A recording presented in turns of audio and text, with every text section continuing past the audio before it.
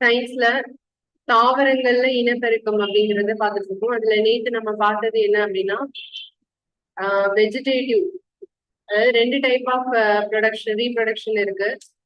Sexual and sexual. பாலிலா இனப்பெருக்கம், பாலினப்பெருக்கம். இது தவிர வெஜிடேட்டிவ் ப்ரொபகேஷன் அப்படின்னா பதிமுறை, ரோஜா செடி இந்த மாதிரி தண்டை வச்சே நம்ம வந்து புது செடியை உருவாக்கலாம். இது வெஜிடேஷன் மெத்தட். அதுக்கப்புறம் பட்டிங் அப்படின்னா ஈஸ்ட்ல நடக்கும் பார்த்தோம். அடுத்தது பிராக்மெண்டேஷன், அது வந்து எதுல? ஆல்கால நடக்கக்கூடியது பிராக்மெண்டேஷன். அதுக்கு எக்ஸாம்பிள் வந்து ஸ்பைரோகைரா பண்ணுமா. அடுத்தது ஸ்போர் ஃபார்மேஷன் வந்து ஃபங்கஸ்ல இருக்கிறது ஸ்போர் ஃபார்மேஷன்.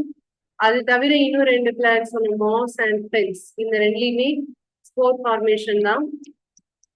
செக்ஷுவல் ரீப்ரொடக்ஷன்னா அதுல என்னென்ன பார்ட் இருக்கு? அதாவது ஃபிளவர்ஸ் அண்ட் ஃபிளவர் தான் முக்கியமான பார்ட். வந்து ரீப்ரொடக்ஷன்ல வந்து ரீப்ரொடக்டிவ் பார்ட்னா இம்பார்ட்டன்ட் வந்து ஃபிளவர்ஸ் தான். பிளான்ட்ல ரெண்டு டைப் ஆஃப் பிளான்ட்ஸ் இருக்கும். ஒன்று ஃபீமேல் பிளான்ட் அண்ட் மேல் பிளான்ட். ஃபீமேலுக்கும் மேலுக்கும் நடையில கனெக்ஷன் எப்படி நடக்கும் அப்படின்னா இந்த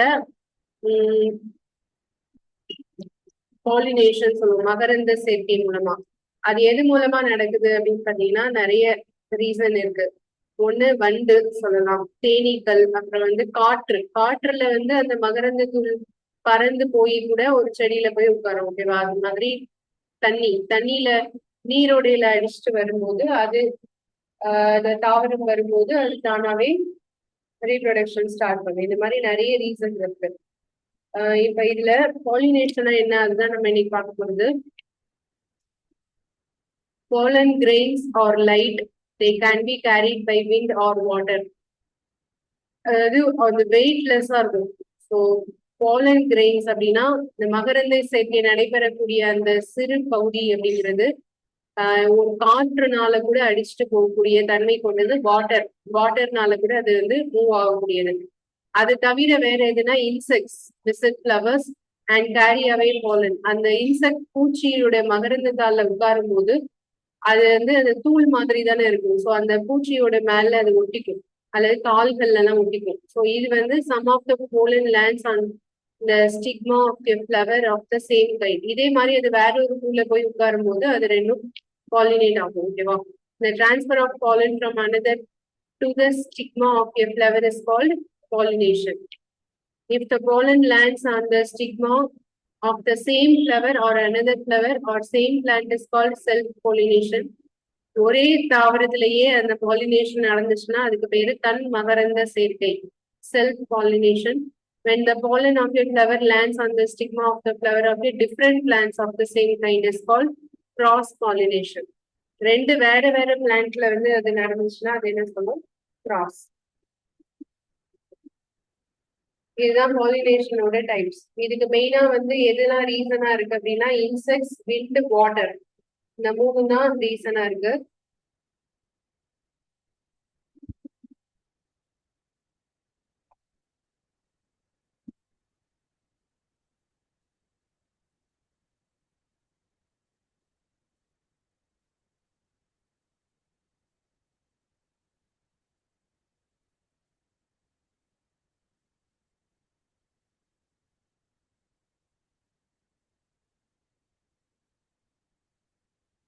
அடுத்தது fertilization. The cell which results after fusion of gametes is called the zygote. The process of fusion of female and male gametes is called fertilization. The zygote develops into an embryo. இது வந்து கருவுறுதல் சொல்லுவோம் fertilization அப்படின்னா. அதாவது the cell which results after fusion of the gamete is called a zygote. Gamete, zygote அப்படின்னு ரெண்டு இருக்கா. So இது ரெண்டுமே வந்து ரீப்ரொடக்ஷன் நடக்கும்போது உள்ள பார்ட்ஸ் தான் சொல்லுவோம், ஃபீமேல் அண்ட் மேல் பார்ட்ஸ். ஃபீமேல் அண்ட் மேல் கேமீட்ஸ் வந்து ரெண்டும் சேர்ந்து ஃபியூஷன் சேர்ந்து உருவாக்குறது தான் என்னன்னு சொல்லுவோம்னா ஃபெர்டிலைசேஷன், கருவுறுதல். அப்படி அது நடந்ததுக்கு அப்புறமா சைகோட்டுங்கிறது அந்த எம்ப்ரியோக்குள்ள டெவலப் ஆகும். ஸோ அதுதான் என்னதான் வரும்னா மொட்டை வரும். மொட்டு அதுக்கப்புறம் என்ன வரும்? பூவா வரும். பூக்குல இருந்து காய், அப்புறம் கனி, அப்புறம் விதை. சரியா? இதுதான் வந்து ஃபெர்டிலைசேஷன். அடுத்தது ஃப்ரூட்ஸ் அண்ட் சீட் ஃபார்மேஷன். பழங்கள்ல இருந்து விதைகள் எப்படி உருவாகுது? ஆஃப்டர் ஃபெர்டிலைசேஷன், கருவுறுதல் நடந்ததுக்கு அப்புறம் இந்த ஓவரினா ஃபீமேல் பார்ட். அந்த செம்பருத்தி பூல ஆல்ரெடி நான் சொன்னேன் ஓவரி அப்படின்னு சொல்லிட்டு. Ovary grows into a fruit and other parts of the flower fall off. அந்த மலர் வந்து நல்லா மலர்ந்ததுக்கு அப்புறமா வந்து அது வாடி கீழே விழுந்துரும். ஆனா அந்த இடத்துலதான் எது உருவாகும்? காய் வந்து உருவாகும். சரியா? The fruit is the ripen ovary. ஆக்சுவலா இந்த ஓவரின்னு சொல்றது எதை மீன் பண்றாங்க? சூல் அப்படின்னு சொல்றதுதான் அந்த பழத்தோடைய என்ன பார்ட்? Centre part. ஓகேவா? அந்த சீடு தான் ஓவரி. ஓகேயா? Seed develop from the overs. அந்த சூழ்ந்து சென்டர்ல இருக்கிறது தான் கடைசி அந்த பழம் வளர்ந்ததுக்கு அப்புறமா இதோடைய விதையா மாறும். The seed contains an embryo enclosed in a protective seed coat. அந்த சீடு வந்து எப்பவுமே ஒரு சீட் கோட்டால கவர் ஆயிருக்கும். இது நம் பலாக்கொட்டை இதுல எல்லாம் பார்க்கலாம். ஓகேவா? அது உள்ள வந்து 2 லேயர் இருக்கும், பாத்துருக்கீங்களா? சோ இந்த மாதிரி இருக்கும். அது சீடு வந்து எம்பிரியோ தான் சீடுன்னு சொல்றோம். ஓகே. அடுத்தது சீடு டிஸ்பர்சல். எப்படி வந்து சீடு தனியா வருது? In nature same kind of plants grow at different places. This happens because seeds are dispersed to the different places. ஒரு மரத்துடைய விதை வேற வேற இடத்துல வந்து விழுறதுனால அந்தந்த இடங்கள்ல வந்து மரம் வளருது. Okay. Seeds and fruits of plants are carried away by wind, water and animals. ஆக்சுவலா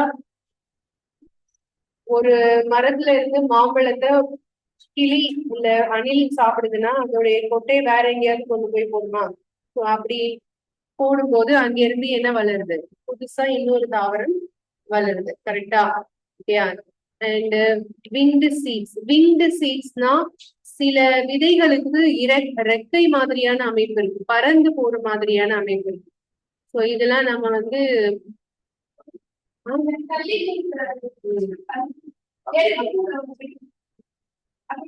அது நம்ம இத நீங்க பாத்துருக்கலாம், நிறைய இதுல வந்து பாத்துருக்கலாம். ஆக்சுவலா இது என்னன்னா கையில எடுத்துட்டு வாய்ஸ் ஊதுனீங்கன்னா அப்படியே பஞ்சு மாதிரி பறக்கும். பாத்துருக்கீங்களா? அதெல்லாம் வந்து எதுனா சீட்ஸ் வந்து காத்துல பறக்கிற மாதிரியான அமைப்பு இயற்கையாகவே அதுக்கு இருக்கும். இப்ப இதுக்கு இன்னொரு எக்ஸாம்பிள் வந்து ட்ரம்ஸ்டிக்.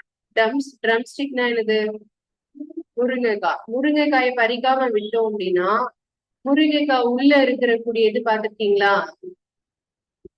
முருங்கைக்காய் உள்ள வந்து பாத்தீங்கன்னா அந்த விதை மாதிரி இருக்கும்ல, அது வந்து 2 சைடும் ரெக்க மாதிரி இருக்கும், நடுவுல உள்ள பார்ட் மட்டும் கனமா இருக்கும். அது எதுக்காக அந்த மாதிரி அமைப்பு இருக்கு? காத்துல ஈஸியா பறக்குறதுக்காக. ஓகேவா? சோ இந்த மாதிரி சீட்ஸ் வந்து எப்படின்னா ஒரு இடத்துல இருந்து இன்னொரு இடத்துக்கு மூவ் ஆகும். அப்புறம் லைட் சீட்ஸ் ஆஃப் கிராசஸ். புல்லு வந்து எங்க வேணாலும் புல்லு வளருதா? அதுக்கு ரீசன் புல்லுடைய அந்த விதை மாதிரியான அமைப்பு வந்து ரொம்ப லைட்டா இருக்கும். அது கண்ணுக்கு கூட தெரியாது, அந்த அளவுக்கு ஈஸியா காத்துல பறக்கக்கூடியது. அடுத்தது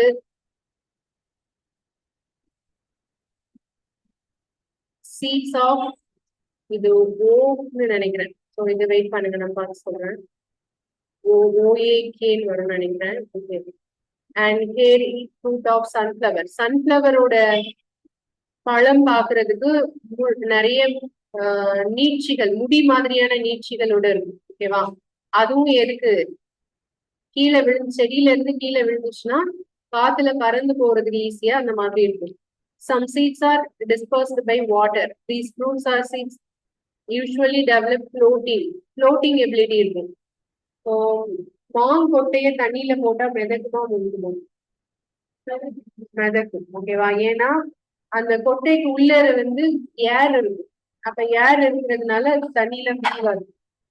ஓகேவா? அதனோட ஸ்பாஞ்சி மாதிரியான அமைப்பு, ஃபைப்ரஸ் இந்த மாதிரி இருக்கும். இதெல்லாம் எதுக்காகனா மிதந்து போறதுக்காக.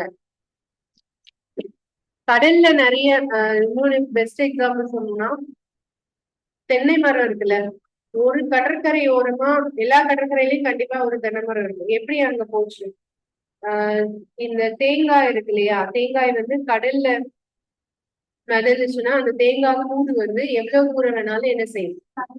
டிராவல் பண்ணி மிதந்து போகும். ஸோ ஒரு கடற்கரையில நம்ம பாக்குறது இன்னொரு கடற்கரையில கூட அந்த விதை வந்து போய் சேர்ந்திருக்கும். அங்கேயும் மரம் வளரும். ஓகேவா? இதெல்லாம் வந்து இயற்கையாகவே அதோட ரீப்ரொடக்ஷனுக்காக அதோட ஸ்ட்ரக்சர் வந்து அந்த பிளான்ட்ஸ் தானாவே மாத்திக்குது. ஓகேவா? Some seeds are dispersed by animals, especially spiny seeds with the hooks, which get attached to the bodies of animals and are carried to distant places. Examples: xanthan and urina. ஆக்சுவலா இது வந்து என்னன்னா, விலங்குகள் எங்கேயாவது படுத்திருக்குன்னு வச்சுக்கோங்க, மரத்துக்கு அடியில படுத்திருக்குன்னு வச்சுக்கோங்க. அந்த மரத்தோட விதையெல்லாம் அங்க கீழே விழுந்து கிடக்குமா, அது அந்த விதையோட இதுல வந்து ஒரு முள் மாதிரி ஒட்டுற மாதிரியான இருக்கும். ஓகேவா? அப்போ நெருஞ்சி புல் பாத்துருக்கீங்களா? அது நம்ம ட்ரெஸ்ல எல்லாம் பட்டா அப்படியே ஒட்டிக்கும், பாத்துருக்கீங்களா? அது ஆக்சுவலா விதை தான். அது வந்து விலங்குகளோட முடியில எல்லாம் அப்படியே ஒட்டிக்கும். அந்த விலங்குகள் வந்து அதுக்கப்புறம் அதை டிஸ்போஸ் பண்ணும்போது, அதாவது உதிர்க்கும் போது அது கீழே எங்க விழுதோ அங்க மறுபடியும் அது மரமா வளரும். ஓகேவா? இந்த மாதிரி அனிமல்ஸ ஒரு மீடியேட்டரா அது யூஸ் பண்ணிக்கும். அந்த மாதிரியும் நமக்கு வந்து பரவக்கூடியது. Some seeds are dispose when the fruits burst with sudden jerks. அதாவது சில பழங்கள்லாம் நம்ம பறிக்காம விட்டாலே அது வந்து வெடிக்க ஆரம்பிச்சிடும். வெள்ளரி பழம் எக்ஸாம்பிள் சொல்லலாம். அந்த வெள்ளரி பழம் வெடிக்க ஆரம்பிச்சுன்னா அது உள்ள இருந்து விதையும் தானாவே வெளியே வரும். அது வந்து ரொம்ப தூரத்துல என்ன செய்யும், விழுந்துச்சுன்னா அதுல இருந்து மரங்கள் முளைக்கும். ஓகேவா? இதுதான் வந்து this happens in the case of castor and balsam. balsam தெரியும்ல, இதெல்லாம் வந்து பாலினேஷனுக்கான எக்ஸாம்பிள்ஸ். இது தமிழ்ல பார்க்கலாம்.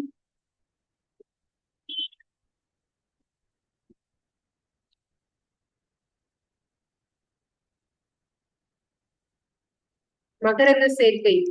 பொதுவாக மகரந்த தூளின் பாதுகாப்பு பூச்சு அவற்றை உலர்ந்து போகாமல் தடுக்கிறது. அது கிட்டத்தட்ட ஒரு எப்படி இருக்கும்னா, தொட்டு பார்க்கும்போது ஒரு ஈரப்பசை தன்மையோடு தான் இருக்கும் இந்த மகரந்த தூள் அப்படின்னு சொல்றது. நீங்க ஏதாவது ஒரு பூல இருந்து எடுத்து பார்க்கலாம். நீங்க கையில எடுத்து பாத்தீங்கன்னா அது வந்து எப்படிதான் இருக்கும், ஈரப்பசை தன்மையோடு தான் இருக்கும். ஓகேவா? மகரந்த தூள் இலகுவாக இருப்பதால் அவை காற்று மற்றும் நீரால் எடுத்து செல்லப்படுகிறது. பூச்சிகள் பூக்களில் அமர்ந்து மகரந்த தூளை தங்களது உடலில் எடுத்து செல்லும். சில மகரந்த தூள் அதே வகை பூவின் சூழ்முடியில் விழுகின்றன. மகரந்த தூள் மகரந்த பையில் இருந்து சூழ்முடிக்கு இடம் மாறும் செயல் தான் என்னது, மகரந்த சேர்க்கை. அடுத்தது மகரந்தம் அதே பூவின் சூழ்முடிக்கு அல்லது அதே வகையான மற்றொரு பூவிற்கு இடம் மாறும் செயல் என்னது, தன் மகரந்த சேர்க்கை. அதாவது ஒரு பூவுடை மாதிரியே இருக்கக்கூடியதுக்கும் மாறுச்சுன்னா அதுக்கு பேரு தன்மகரந்த சேர்க்கை. ஒரு தாவரப்பூ மகரந்தம் அதே இன வகை இன்னொரு தாவரப்பூ சூழ்முடிக்கு இடம் மாறும் செயலுக்கு பேர் என்ன, அயல் மகரந்த சேர்க்கை. ஓகேவா? தமிழ்ல இங்கிலீஷ்ல இது என்ன படிச்சோம், செல்ஃப் பாலினேஷன். இன்னொன்னு என்ன சொல்லணும்,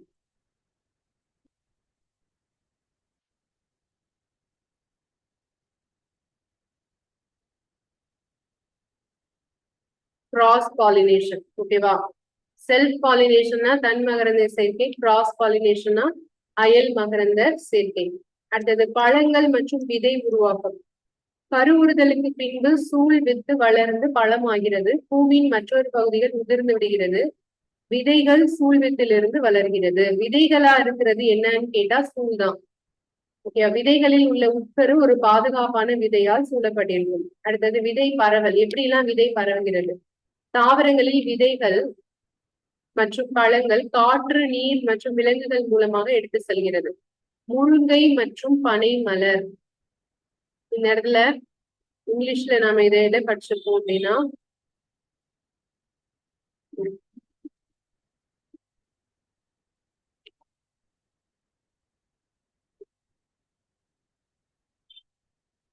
ட்ரம்ஸ்டிக் அண்ட் மேப்பிள். ஓகே, அதுனா என்னது, பனை. பனை மலர் சிறகுகளை உடைய விதைகள் மற்றும் இலகுவான விதைகள் மற்றும் ரோமங்கள் அடர்ந்த எருக்கு விதைகள் அல்லது சூரியகாந்தியின் ரோமங்கள் நிறைந்த பழம் காற்றில் தொலைதூர இடத்திற்கு ஊதி தள்ளப்படுகிறது. சில விதைகள் விலங்குகள் மூலம் பரவுகின்றன. விலங்குகளின் உடல்களில் ஒட்டி கொண்டு தொலைதூர இடங்களுக்கு எடுத்து செல்லப்படுகின்றன. சாந்தியம் மற்றும் யுரேனா இவற்றிற்கு எடுத்துக்காட்டு. சில விதைகள் மற்றும் பழங்கள் திடீரென வெடித்து பரவுகிறது. பெற்றோர் தாவரத்திலிருந்து விதைகள் வெகு தொலைவிற்கு பரவுகிறது. இது ஆமணக்கு மற்றும் தும்பை பூக்களில் நடக்கிறது. ஆமணக்குனா கேஸ்டர். தும்பை பூ வந்து இங்கிலீஷ்ல என்னன்னு தெரிஞ்சுக்கணும். தும்பை பூக்கு இங்கிலீஷ்ல என்ன? பால்சம்.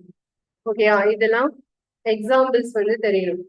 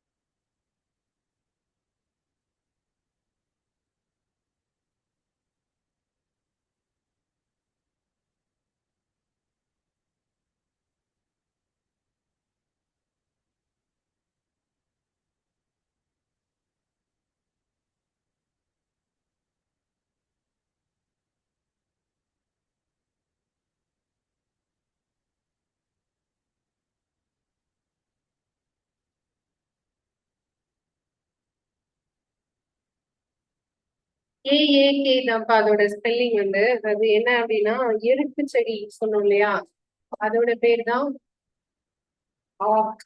ஓகேயா, ஏஏகே அது வந்து எருக்கு செடியோட ஹிந்தி நேம் அது.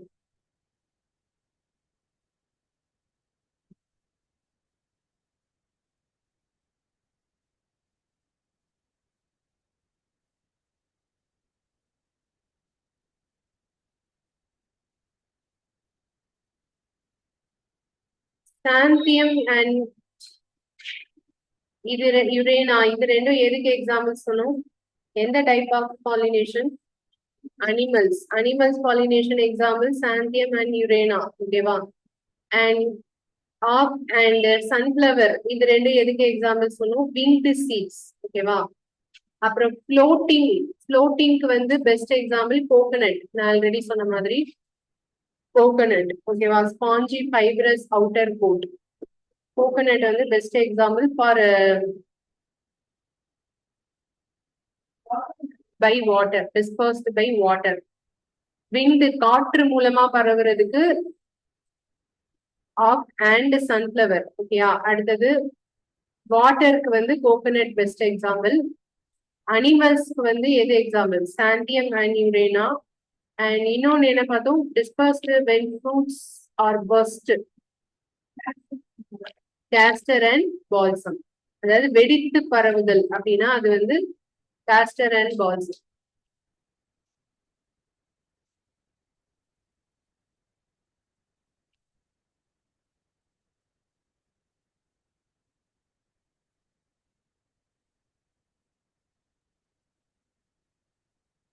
ஓகேவா, சோ இவ்வளவுதான்.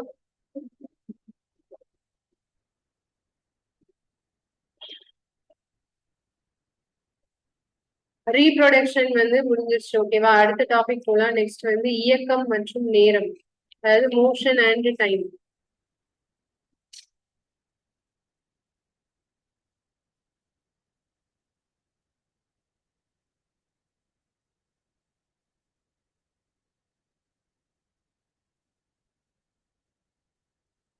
மோஷன் அப்படின்னா ஒரு பொருள் நகர்றதுதான் மோஷன் சொல்லுவோம். ஓகேவா, டைமை பொறுத்து அந்த பொருள் நகரக்கூடியது ஸ்பீடுன்னு சொல்லுவோம்.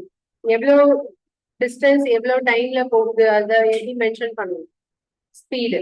ஓகேவா, distance covered by object in a unit time as the speed of the object. இதெல்லாம் நம்ம ஏற்கனவே படிச்சதுதான். ஆவரேஜ் ஸ்பீடுனா அது என்ன பண்ணா ஆன்சர் வரும்? Total distance by total time, அதுதான் ஆவரேஜ் ஸ்பீட்னு சொல்றது. Okay, and speed of an object moving along a straight line keeps changing, its motion be non-uniform. ஒரு பொருள் வந்து ஸ்ட்ரெயிட் லைன்ல போயிட்டு இருக்கு. ஆனா அது அப்பப்ப ஸ்பீட கூட்டுது குறைக்குது அப்படின்னா அதுக்கு என்னன்னு சொல்லுவோம், நான் யூனிஃபார்ம் மோஷன். அது சேம் ஸ்பீட்ல கான்ஸ்டன்ட் ஸ்பீட்ல போனுச்சுன்னா அதுக்கு பேர் என்ன, யூனிஃபார்ம் மோஷன். தமிழ்ல இது சீரற்ற இயக்கம், சீரான இயக்கம் அப்படின்னு சொல்லுவோம். ஓகேவா? டைமை எந்த யூனிட்ல மெஷர் பண்ணுவோம், செகண்ட்ஸ். ஸ்பீடு எந்த யூனிட்ல மெஷர் பண்ணுவோம், மீட்டர் பெர் செகண்ட். இது வந்து எஸ்ஐ யூனிட்னு சொன்னா மீட்டர் தான் யூஸ் பண்ணுவோம். ஓகேவா? அண்ட் டைமோட யூனிட் வந்து எப்பவுமே செகண்ட்ஸ் தான்.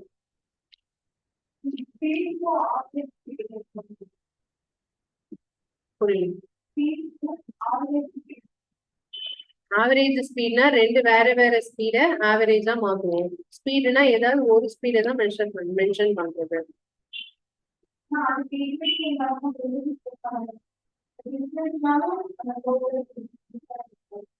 ஆமா, ஆவரேஜ்னா 2-3 ஸ்பீடு இருக்கும்பா, அதை நம்ம ஒரே ஸ்பீடா கன்வெர்ட் பண்ணுவோம். இதுல வந்து ஒரே ஒரே டிஸ்டன்ஸ் ஒரே டைம் தான் இருக்கும். ஆவரேஜ் ஸ்பீட்ல 2-3 டிஸ்டன்ஸ் 2-3 டைம் இருக்கும். அதனாலதான் அங்க டோட்டல் அப்படிங்கிற வேர்டு யூஸ் பண்ணுறோம். Total distance by total time. இது வந்து டெரு டிஸ்டன்ஸ் பை டைம். அடுத்த பாயிண்ட் போலாம். அவர் ancestors noticed that many events in nature repeat themselves after definite intervals of time. For example, they found that sun rises every day in the morning. நமக்கு daily Sun rice ஆகக்கூடிய time வந்து என்னைக்காவது மாறி இருக்கா? அதாவது பூமி ஒரு நாளைக்கு 24 மணி நேரத்துல சுத்தி வருதுங்கிற டைம் என்னைக்காவது மாறி இருக்கா? இல்ல. எல்லா டேயும் 24 ஹவர்ஸ் தான் போயிட்டு இருக்கு இல்லையா? இப்ப என்னைக்காவது 25 ஹவர்ஸ் இல்ல 27 ஹவர்ஸ் அப்படி வருதா? இல்ல. அப்ப இதெல்லாம் என்ன type of motion? Uniform motion. கரெக்டா? Okay. And the time between sunrise and the next day was called a day. ஒரு நாள் சூரியன் உதிச்சு அடுத்த நாள் சூரியன் உதிக்கிறத ஒரு நாள்னு சொல்றோம் அப்படிதானே? Similarly, a month was measured from new moon to the next. ஒரு மாசம்ங்கிறது எதை வச்சு கனெக்ட் பண்ணாங்க? நியூ மூன்னா என்னது? மூன் நல்லா தெரியுமா தெரியாதா? நியூ மூன்னா என்ன டே? அது தமிழ்ல சொல்லுங்க. நியூ மூன்னா என்னது? பௌர்ணமியா அமாவாசையா? பௌர்ணமியா? அப்ப பௌர்ணமிக்கு என்ன சொல்லுவோம்? ஃபுல் மூன்னா அப்ப என்ன சொல்லுவோம்? அப்ப நியூ மூன்னா அப்பதான் மூணே ஸ்டார்ட் ஆகுது. சரியா? அதுதான் அமாவாசை. ஓகேவா? A year was fixed at the time taken by Earth to complete one revolution. ஒரு பூமி ஒரு தடவை சூரியனை சுத்தி வர்றதுக்கு எவ்வளவு நாள் எடுத்துக்குது? ஒரு வருஷம் எடுக்குது. ஓகேவா? இப்போ பௌர்ணமி அமாவாசையை வச்சுதான் மாதம்ங்கிறதே நம்ம கால்குலேட் பண்ணணும். ஓகேவா? 30 நாளுக்கு ஒரு தடவை இது நடக்கும். நியூ மூன் அப்படிங்கிறது அமாவாசை 30 நாளுக்கு ஒரு தடவை வரும். அதை வச்சுதான் ஒரு மந்த் அப்படிங்கறத நம்ம கால்குலேட் பண்றோம். அடுத்தது, the working clock is rather complex, but all of them make use of some periodic motion. One of the well-known periodic motion is simple pendulum. தனிவட்டி அப்படிங்கிறது யூனிஃபார்ம் மோஷனுக்கு பெஸ்ட் எக்ஸாம்பிள். தனி ஊசல். சரி, தனிவட்டின்னு சொல்லுவோம். சிம்பிள் பெண்டுலம் இருக்குல்ல, அது எப்படி இருக்கும் தெரியுமா? அது ஒரு லாங் லென்த்தா இருக்கக்கூடிய ஒரு ஒயர், அது முனையில ஒரு பாப்னா ஒரு ஊசல் குண்டு, இதை கட்டி தொங்கவிடப்பட்ட ஒரு அமைப்பு தான் தனி ஊசல். இதுக்கு பேரு. ஓகேவா? Simple pendulum.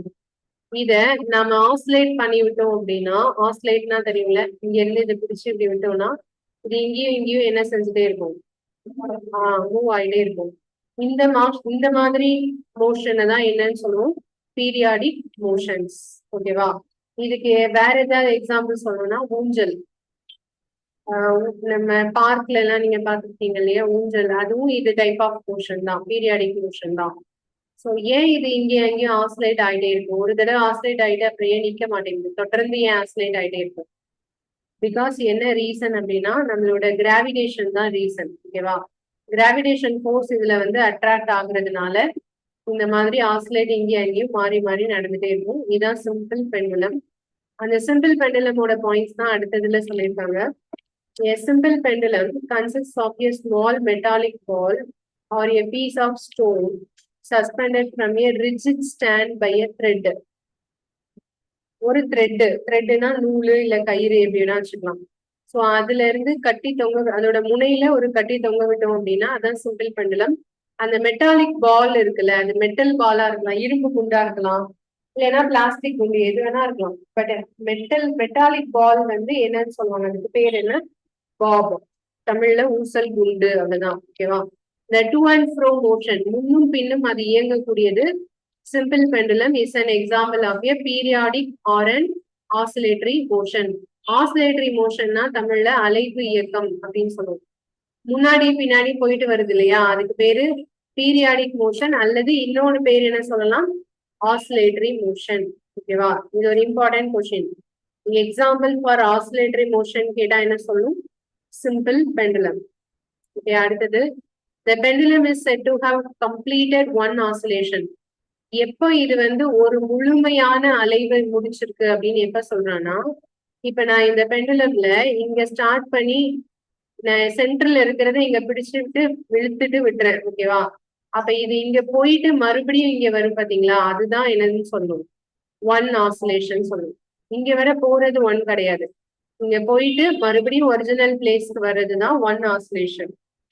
Okay, and the pendulum is said to have completed one oscillation when it's bobbed, starting from its mean position. Mean position is center position. And the time taken by the pendulum to complete one oscillation is called another time period. அலைவு நேரம். ஓகேவா?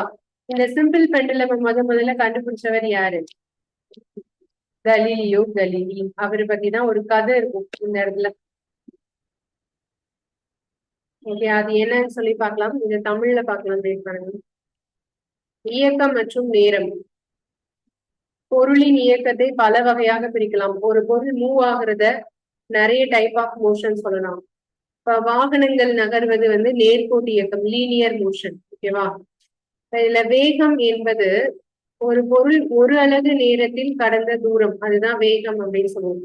அதான் வேகம் equal to தொலைவு by காலம் சொல்றோம் இல்லையா, அதான் யூனிட். ஒரு நேர்கோட்டில் ஒரு பொருள் அதன் இயக்கத்தை மாற்றிக்கொண்டே இருந்தால் அது சீரற்ற இயக்கம், அது நான் யூனிஃபார்ம் மோஷன். சீரற்ற இயக்கம். இதே இது ஒரு பொருள் நிலையான வேகத்துடன் சென்றால் அதுக்கு பேர் என்ன, சீரான இயக்கம். ஓகேவா? சராசரி வேகம் உண்மையான வேகத்திற்கு சமம். சராசரி வேகம் சொன்னாலும் வேகம்ங்கிறதும் ஒண்ணுதான், அதுல நிறைய டிஸ்டன்ஸ் வரும், இதுல ஒரே ஒரு டிஸ்டன்ஸ் தான் வரும். அடுத்தது, ஒரு சூரிய உதயத்திற்கும் அடுத்த சூரிய உதயத்திற்கும் இடையிலான ஒரு நாள் நேரம் தான் ஒரு நாள்னு சொல்றோம். ஓகேவா? அது நார்மலா தெரிஞ்சுக்கிற விஷயம் தான். தனி ஊசல் பத்தின பாயிண்ட்ஸ்.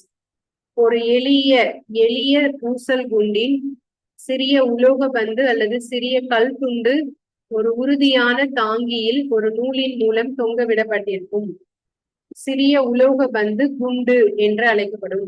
ஊசல் குண்டின் சிறிய பந்து அங்குமிங்கும் ஊசலாடுவது கால அல்லது அலைவு இயக்கம்.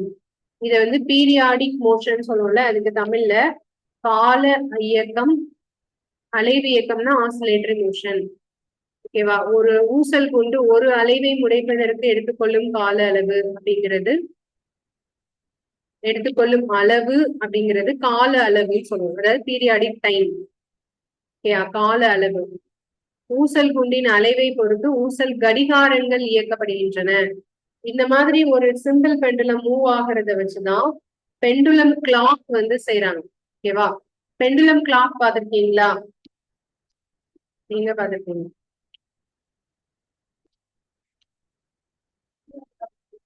நான் கூட புதுசுன்னு நினைச்சிட்டேங்க அப்படின்னு ஒரு ஜோக் வருமா, வடிவேலோட காமெடி.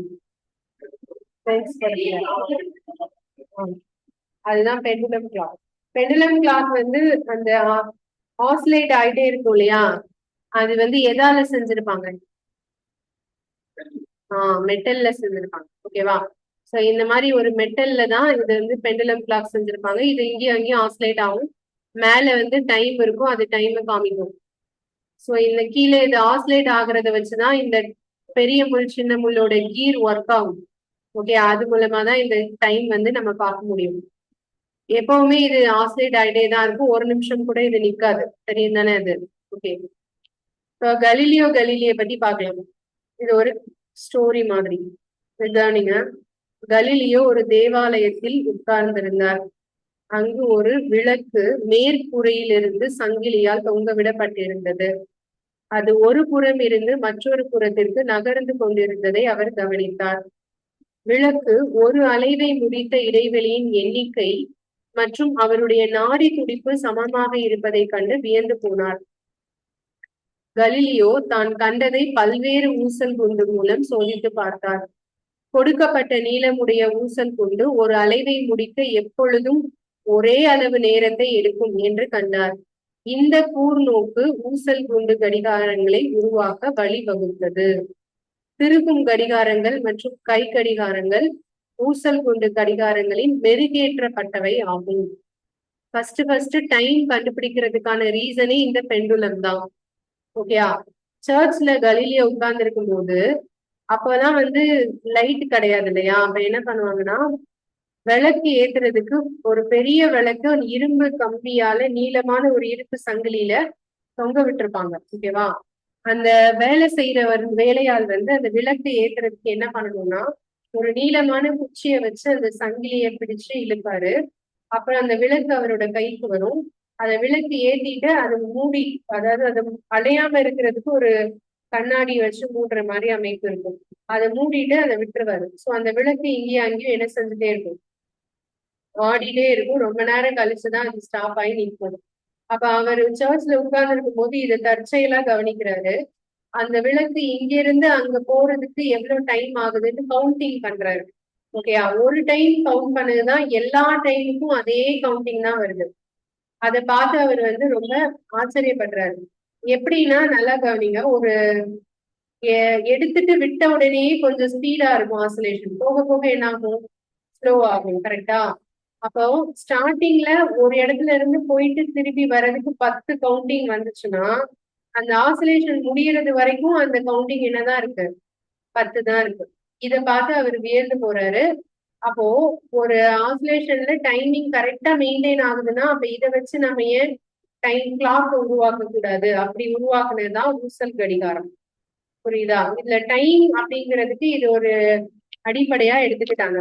இந்த டைம் கண்டுபிடிக்கிறது முன்னாடி எல்லாம் மணல் கடிகாரம், அப்புறம் சூரிய கடிகாரம், இந்த மாதிரிதான் யூஸ் பண்ணுவாங்க. இதை நம்ம எங்க படிச்சிருக்கோம்?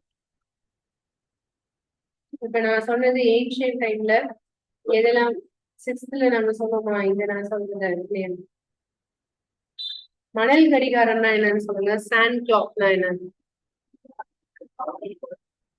இந்த மாதிரி ஷேப்ல இருக்கக்கூடிய ஒரு பனல் மாதிரி இருக்குமா?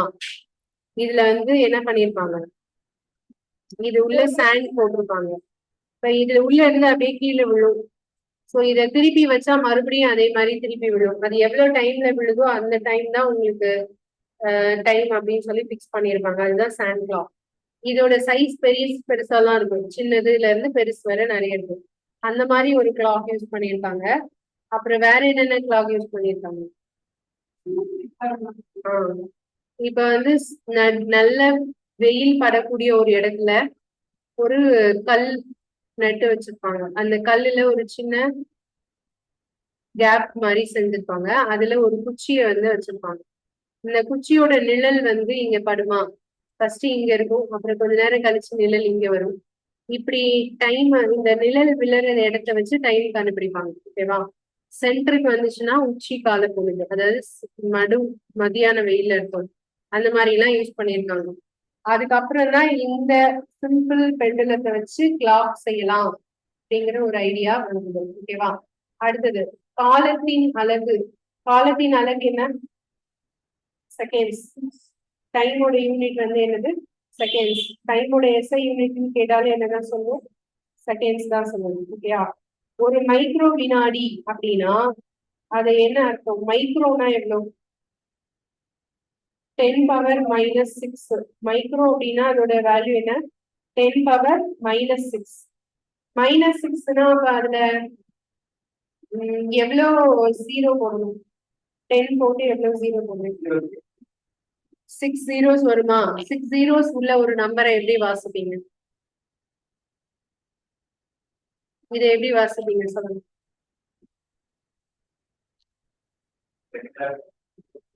1 10 lakh அது இந்தியன் மெத்தட். இன்னொரு மில்லியன். ஓகேவா? வெறும் millionaire 10 millionaire? 1 million. Okay, 1 million. So 1 மில்லியன்ல 1 அப்படின்னா அதுதான் 10⁻⁻6. -6 தான் என்னன்னு சொல்லுவோம்னு சொன்னா மைக்ரோ. அப்போ ஒரு மைக்ரோ வினாடினா ஒரு வினாடி மில்லியனில் எத்தனை பங்கு? ஒரு பங்கு. நானோனா 90 என்னன்னு சொல்லுவோம்? பில்லியன். ஓகே, ஒரு பில்லியன்ல ஒரு பங்கு, அதுதான் நானோ செகண்ட்ஸ். இந்த நானோ செகண்ட்ஸ்லாம் நம்ம வந்து எங்க பார்ப்போம் அப்படின்னா அணு கடிகாரம் அதுல இருந்து பார்ப்போம். ரொம்ப மைனூட்டான டைம்லாம் மென்ஷன் பண்றதுதான் இந்த நானோ செகண்ட்ஸ். இதெல்லாம்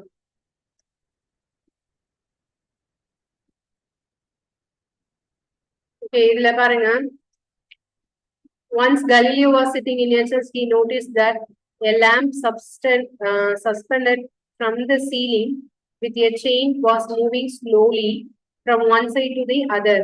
He was surprised to find that his pulse beat and the same number of times during the interval in which the lamp completed one oscillation. ஆக்சுவலா அவர் அதை எது கூட கம்பேர் பண்ணி பாக்குறாரு?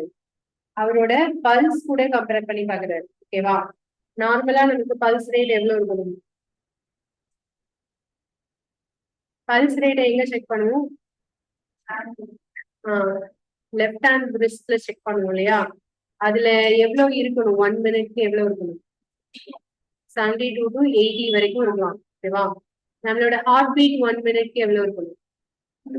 72.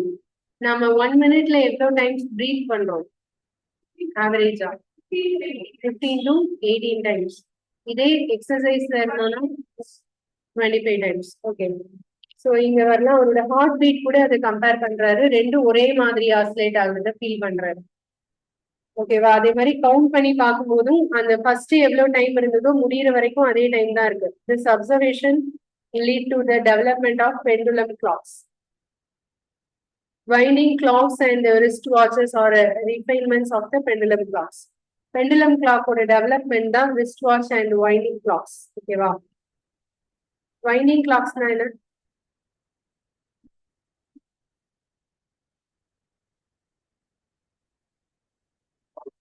வால் கிளாக்கா? இல்ல, அந்த அலாம் செட் பண்றதுக்கு முன்னாடி ஒரு சிஸ்டம் இருக்கும் இல்லையா? அது என்னன்னா கீ மாதிரி கொடுப்பாங்க. கீ கொடுத்து அப்புறம் தான் அது ஓடவே செய்யும். அதுதான் வைண்டிங் கிளாக்ஸ். முறுக்கு கடிகாரம் சொல்லுவோம், திருக்கு கடிகாரம். ஓகேவா? கீ கொடுத்ததுக்கு அப்புறம் தான் அது ஓடும். பழைய கிளாக்லாம் நீங்க பழைய படத்துல எல்லாம் பாத்துக்கலாம். கீ கொடுத்தாதான் அது ஓடும். கீ கொடுக்கல, எவ்வளவு கீ கொடுத்தோமோ அதுக்கு தக்கனதான் ஓடும். ஓகேவா? அடுத்தது, many time measuring devices were used in different parts of the world before the pendulum clocks become popular. நான் ஆல்ரெடி சொன்ன மாதிரி sun dials and water clocks and sand clocks are some examples of such devices. Water கிளாக்ஸ்னா same அதே sand கிளாக்கோட method தான். ஒரு ஒரு vessel மாதிரி எடுத்திருப்பாங்க. அதுல வாட்டர் வெளியே வர்றதுக்கு சொட்டு சொட்டா தண்ணி விழும். அது ஃபுல்லா காலி ஆகுறதுக்கு எவ்வளவு டைம் ஆகுதோ அதுதான் என்னது வாட்டர் கிளாக்ஸ்னு சொல்லுவோம். ஓகேவா? அடுத்தது ஸ்பீடோ மீட்டர்னா என்ன? நம்மளோட வெஹிக்கிள்ஸ், எல்லாருடைய வெஹிக்கிள்ஸ்லயும் இந்த 2 மீட்டரும் கண்டிப்பா இருக்கும். ஒன்னு ஸ்பீடோ மீட்டர், இன்னொன்னு என்ன? ஓடோ மீட்டர். ஸ்பீடோ மீட்டர் எதை மெஷர் பண்ணுது? ஸ்பீடு. ஓடோ மீட்டர் எதை மெஷர் பண்ணுது? டிஸ்டன்ஸ். எவ்வளவு டிஸ்டன்ஸ் நம்ம போயிருக்கோம் அப்படிங்கறத எதுல பார்க்கலாம்? ஓடோ மீட்டர்ல பார்க்கலாம். ஓகேவா? அடுத்தது டிஸ்டன்ஸ் டைம் கிராஃப். ஒரு டிஸ்டன்ஸ்க்கும் டைமுக்கும் இடையில கிராஃப் வரைஞ்சோம் அப்படின்னா எக்ஸ் ஆக்சஸ்ல வந்து டைமையும் ஒய் ஆக்சஸ்ல டிஸ்டன்ஸையும் எடுத்து நம்ம கிராஃப் வரைஞ்சா இதுல வந்து ஸ்ட்ரெயிட் லைன் கிடைக்கும். ஓகேயா? அந்த ஸ்ட்ரெயிட் லைன் எதை மீன் பண்ணுது? அது கான்ஸ்டன்ட் ஸ்பீட். இதுக்கு பேர் தான் யூனிஃபார்ம் மோஷன். ஸ்ட்ரெயிட் லைன்ல இருந்ததுன்னா அது யூனிஃபார்ம் மோஷன்ல இருக்குன்னு அர்த்தம். ஓகேவா?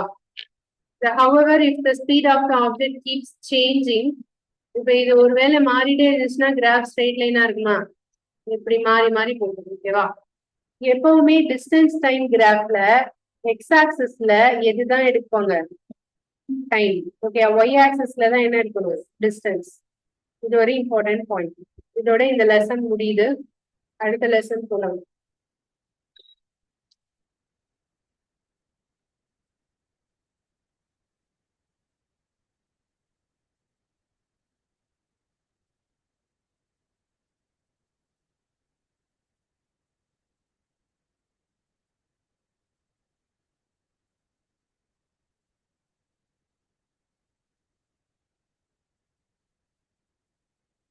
Electric current and its effects. Heating effect of electric current.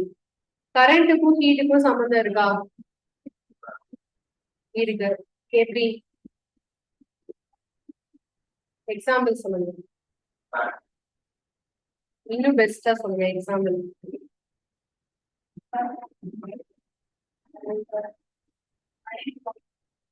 Iron box. அதாவது ஹீட், நீங்க சொல்ற ஃபேனு லைட் எல்லாம் வந்து ஹீட்டை ப்ரொடியூஸ் பண்ணாது. ரொம்ப நேரம் ஓடுனா ஹீட் வரும், அப்படிதானே? ஹீட்டுனாலே ஒர்க் ஆகக்கூடிய எலக்ட்ரானிக் எக்யூப்மெண்ட்ஸ் தான் அது எழுதலாம். அயன் பாக்ஸ் சொல்லலாமா? அப்புறம் வந்து வாட்டர் ஹீட்டர், ஓகேவா? அதுக்கப்புறம் வேற என்ன சொல்லலாம்? இண்டக்ஷன் ஸ்டவ், இந்த மாதிரி சொல்லலாமா?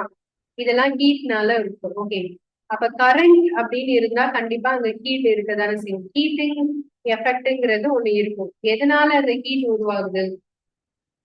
இப்போ ஒரு லைட் ரொம்ப நேரம் எரியுது அப்படின்னா அங்க ஹீட்டை நம்ம வந்து ரியலைஸ் பண்ணலாம். ஒரு ஃபேன் ரொம்ப நேரம் சுத்துது அப்படின்னா அதுல ஹீட்டை நம்ம ரியலைஸ் பண்ணிட்டு பார்த்தா ஹீட்டா இருக்கும்.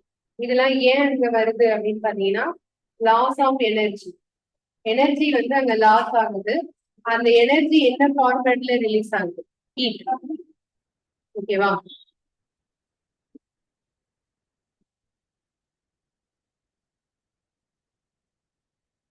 ஓகே, இந்த ஹீட்டுக்கும் கரண்ட்டுக்கும் என்ன சம்பந்தம், அதுதான் நம்ம இங்க பார்க்க போறோம். ஃபர்ஸ்ட் பாருங்க, heating effect of electric current. The wire gets hot when an electric current passes through it. This is the heating effect of the electric current. Heat ஆகுறது தான் heating effect சொல்றோம். All these contain a coil of wire. This coil of wire is called an element. அதாவது இந்த இந்த காயில்னு ஒண்ணு இருக்கிறதுனாலதான் ஹீட்னு ஒண்ணே வருது அப்படின்னு எடுத்துக்கலாம். காயில் அப்படிங்கிறது எதால செஞ்சிருப்பாங்க? காப்பர் தான், மோஸ்ட்லி காப்பர் தான். ஓகேவா? the amount of heat produced in the wire depends upon its material, length and thickness. இந்த மூணையும் பொறுத்துதான் ஹீட் எவ்வளவு அதுல ப்ரொடியூஸ் ஆகுதுங்கிறத நம்ம சொல்ல முடியும். அந்த மெட்டீரியல் அப்படிங்கிறது நமக்கு கண்டக்டரா இல்லாம, அதாவது பெஸ்ட் கண்டக்டரா இல்லாம இருந்தா ஹீட் அதிகமா ப்ரொடியூஸ் ஆகும். ஓகேவா? இன்னொன்னு லென்த்தை பொறுத்து, திக்னஸை பொறுத்து. Thus for different recruitments, the wire of different lengths and thickness are used. சில இடத்துல திக்னஸ் இவ்வளவுதான் இருக்கணும் அப்படின்னு கண்டிஷன்ஸ் இருக்கு. சில இடத்துல லென்த் இவ்வளவுதான் இருக்கணும் அப்படின்னு கண்டிஷன்ஸ் இருக்கு. அத ஒருவேளை திக்னஸ் அதிகமாகவும் லென்த் அதிகமாகவும் வச்சோம் அப்படின்னா அந்த இடத்துல கண்டிப்பா என்ன ஆகும்? லாஸ் ஆஃப் எனர்ஜி அதிகமா இருக்கும். ஓகேவா? The wires used for making electric circuits do not normally become hot. அதாவது நம்ம வீட்டுல யூஸ் பண்ணக்கூடிய எலக்ட்ரிக் சர்க்கியூட்ஸ்ல வந்து நார்மலா யூஸ் பண்றது என்ன ஆகாது? ஹாட் ஆகாது, ஹீட் ஆகாது. On the other hand, the elements of some electric appliances becomes so hot they are easily visible. Okay, அது என்னன்னு புரியுதா? ஓகே, அடுத்தது சிஎஃப்எல் லேம்ப்ஸ். சிஎஃப்எல் லேம்ப்ஸ் பாத்துருக்கீங்களா? எப்படி இருக்கும்?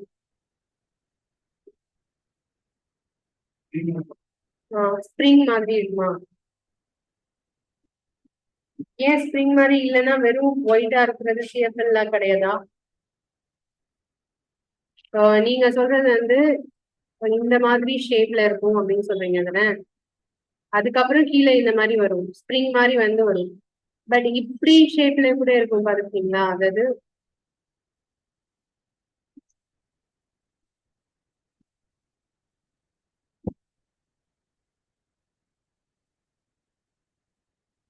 இந்த ஷேப், அதுக்கப்புறம் உள்ள இருந்து இந்த ஷேப் மாதிரி, இந்த மாதிரி ஷேப் பாத்துருக்கீங்களா? பார்த்தது இல்லையா? சரி, ஓகே. சிஎஃப்எல்னா என்ன அப்படின்னு தெரியுது தானே எல்லாருக்கும்? சிஎஃப்எல் ஃபுல் ஃபார்ம் என்ன?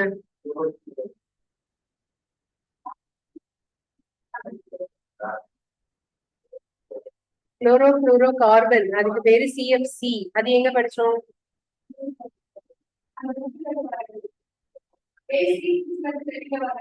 ஃப்ரிட்ஜ் அண்ட் ஏசில இருந்து வரக்கூடிய கெமிக்கல். அது எங்க படிச்சோம்? அது எதை அஃபெக்ட் பண்ணுதுன்னு படிச்சோம்? Ozone layer. ஓசோன் லேயர் எந்த அட்மாஸ்பரிக் லேயர்ல இருக்கு? ட்ரோபோஸ்பியரா, ஸ்ட்ரேட்டோஸ்பியரா, மீசோஸ்பியரா, ஸ்ட்ரேட்டோஸ்பியர். ஓசோனோட மாலிகுலர் ஃபார்முலா என்ன? O3. ஓசோன் லேயர்ஸ் எதுல இருந்து நம்மளை ப்ரொடெக்ட் பண்ணுது? யூவி ரேஸ்ல இருந்து ப்ரொடெக்ட் பண்ணுது. கரெக்டா? ஓகே. ஸோ இப்போ CFL இதோடைய ஃபுல் ஃபார்ம் என்ன அப்படின்னா compact fluorescent lamp.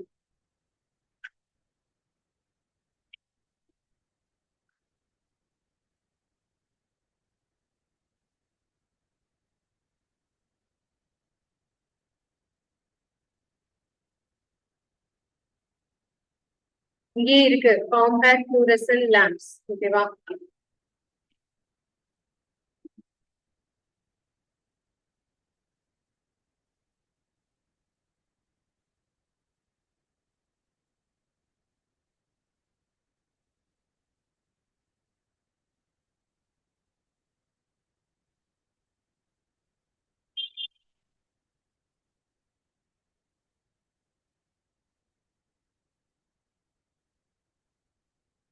இன்காண்டசன்ட் electric bulbs அப்படின்னா அந்த குண்டு பல்பு. யாரெல்லாம் குண்டு பல்பு பார்த்துருக்கீங்க? வீட்டுல இன்னும் யார் வீட்லயும் இருக்கா குண்டு பல்பு? இருக்கா? அது யூஸ் பண்ணா என்ன பிரச்சனை? பவர் அதிகமா கன்சியூம் பண்ணும். இன்னொன்னு போட்டு கொஞ்ச நேரத்துல அந்த ரூமே ஹீட் ஆயிடும். ஓகேவா? ஸோ அதான் இன்காண்டசன்ட் எலக்ட்ரிக் பல்ப். அது உள்ள என்ன லேயர் யூஸ் பண்ணிருக்கோம்? டங்ஸ்டன். ஸோ இந்த குண்டு பல்புன்னு சொல்றதுல வந்து உள்ள பாத்தீங்கன்னா ஒரு லேயர் இருக்கு. அந்த லேயர் மூலமா தான் கரண்ட் கண்டக்ட் ஆகி இந்த லேயர்ல தான் வந்து லைட்டே வந்து எரியும். ஓகேவா? அது ஏன் இந்த இடத்துல டங்ஸ்டன் யூஸ் பண்ணியிருக்காங்க? டங்ஸ்டனோட சிம்பல் என்ன? W. ஏன் அந்த இடத்துல டங்ஸ்டன் யூஸ் பண்ணியிருக்காங்க? மெல்டிங் பாயிண்ட் எப்படி இருக்கும்? ஹையா இருக்கும். ஏன் மெல்டிங் பாயிண்ட் ஹையா இருக்கிறது யூஸ் பண்ணியிருக்காங்கன்னா ஹீட் தாங்கக்கூடியதுதான் அங்க வந்து ஒர்க் ஆகும். ஸோ அதனால. ஓகேவா? அடுத்தது used for lighting, but they also give heat. It means that a part of electricity consumed is used in producing heat. அது ஹீட் அதிகமா ப்ரொடியூஸ் பண்ணும். ஸோ எலக்ட்ரிசிட்டியும் அதிகமா கன்சியூம் ஆகும். This is not desirable as it results in the wastage of electricity. The fluorescent tube lights and tube light பார்த்துருக்கீங்க தானே எல்லாருமே? And compact fluorescent lamps are better electricity efficient lighting sources. Tube light தான் அதுக்கப்புறம் கொண்டு வந்தாங்க. இந்த bulb போனதுக்கு அப்புறமா டியூப் லைட் தான் ஃபேமஸ் ஆச்சு. இப்ப எந்த பல்ப் தான் ஃபேமஸ் ஆயிருக்கு? LED. ஓகேவா? Okay. nowadays the use of light emitting diode. LED யோட ஃபுல் ஃபார்ம் என்ன? light emitting diode. LED யோட full form light emitting diode bulbs is increasing. For producing a given intensity of light, LED bulbs consume less electricity as compared to incandescent bulbs and fluorescent tubes of CFLs. Thus, LED bulbs are much electricity efficient and therefore being preferred. நார்மலா நம்ம வீட்டுல நல்ல வெளிச்சம் இருக்கு. இப்போ வந்து bathroom அல்லது ஒரு சின்ன ரூம் இருக்குன்னு வச்சுக்கோங்க. அதுலனா LED பல்ப் தான் போடுவாங்க. அது எவ்வளவு வாட்ஸ் போடுவாங்க? அதெல்லாம் தெரிஞ்சுக்கணும் எல்லாருக்கும். காமனா உள்ள ஜென்ரலா இருக்கிற நாலேஜ் 10 to 15 வாட்ஸ் யூஸ் பண்ணணும். கரெக்டா? வாட்னா என்ன?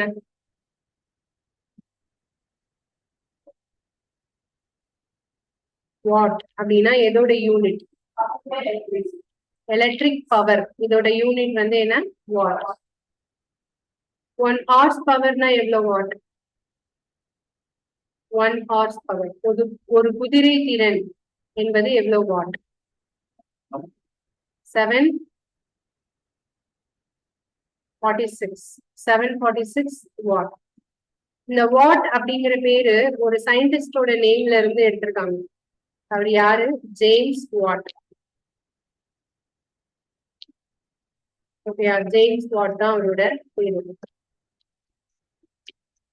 நம்ம வீட்டுல யூஸ் பண்றோம்ல, ஒரு யூனிட் ஓடி இருக்கு அப்படின்னு கரண்ட் சொல்லுவோம்ல, அந்த ஒரு யூனிட்ங்கிறது எவ்வளவு தெரியுமா?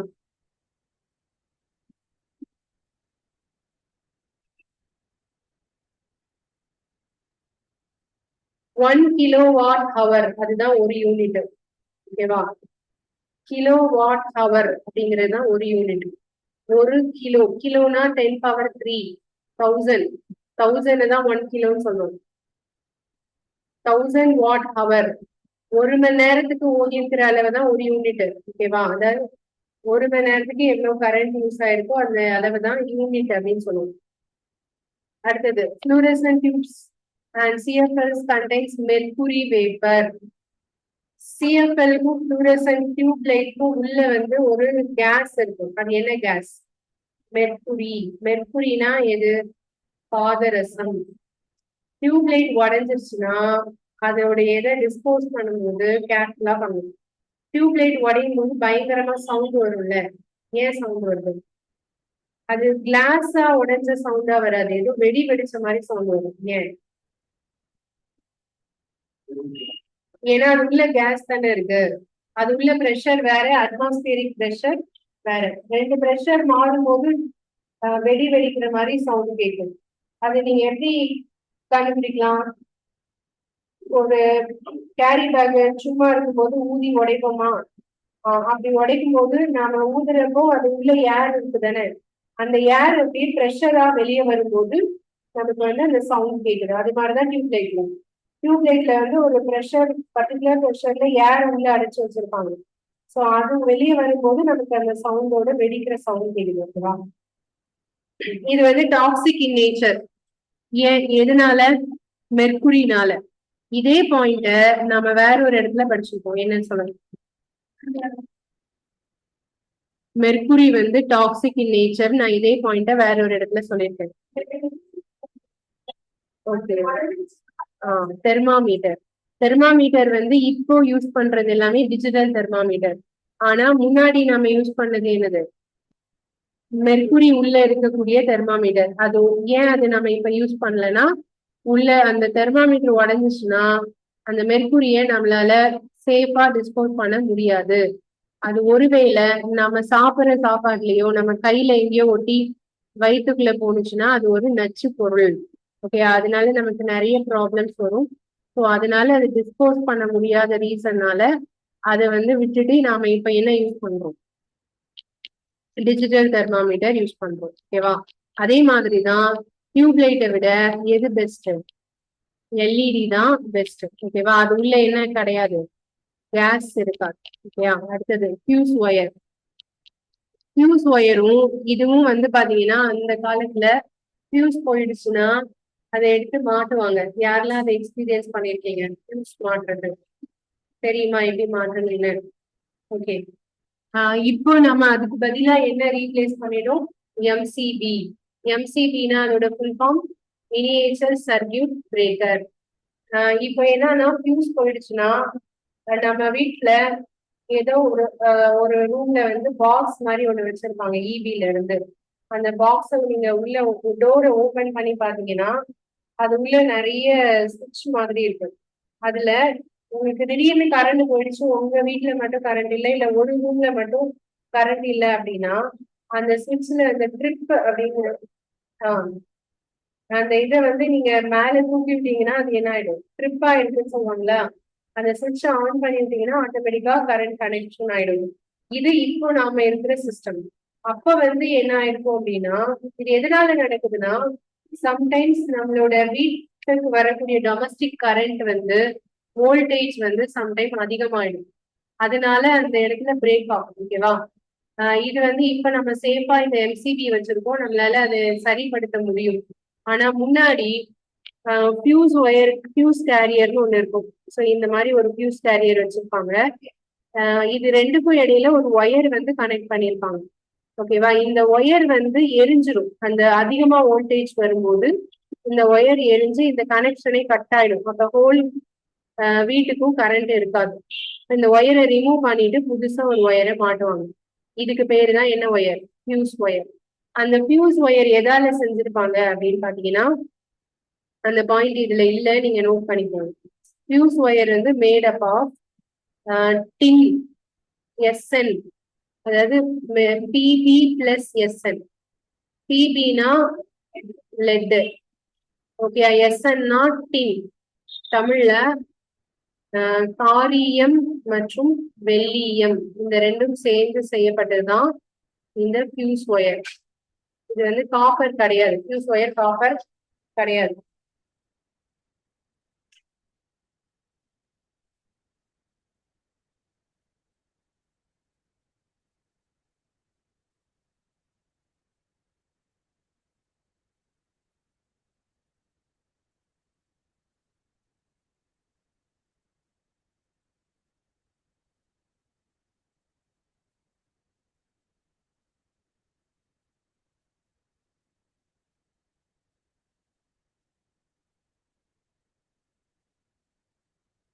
Wires made from some special material melt quickly.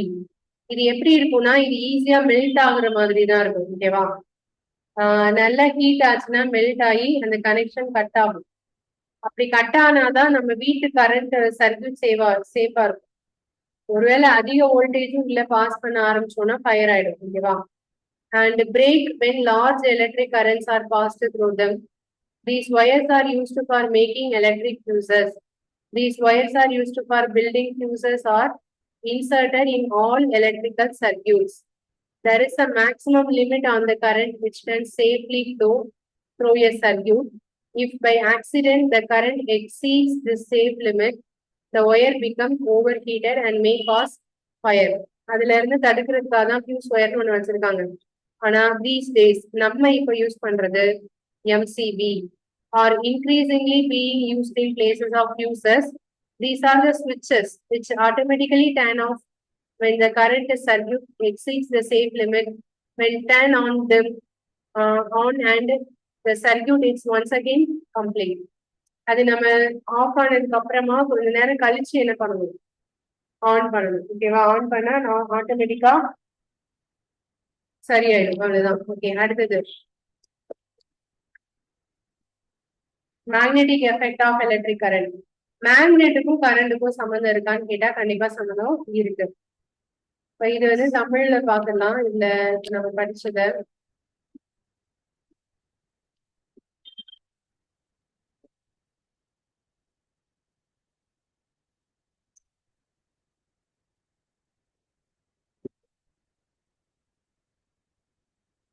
மின்சாரம் மற்றும் அதன் விளைவுகள். ஒரு மின்கலன்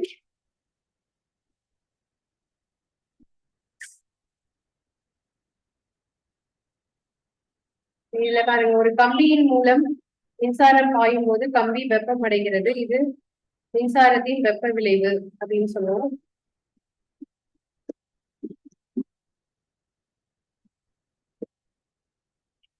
இது எல்லாமே காமன் பாயிண்ட்ஸ் தான். ஓகேவா? ஒளிரும் குழாய் விளக்குகள் மின் ஆற்றல் விளக்குகளின் சிறப்பு மூலங்கள். ஒளிரும் குழாய் விளக்குகள்னா CFL, அதுதான் ஒளிரும் குழாய் விளக்குகள் சொல்றோம். ஓகேவா?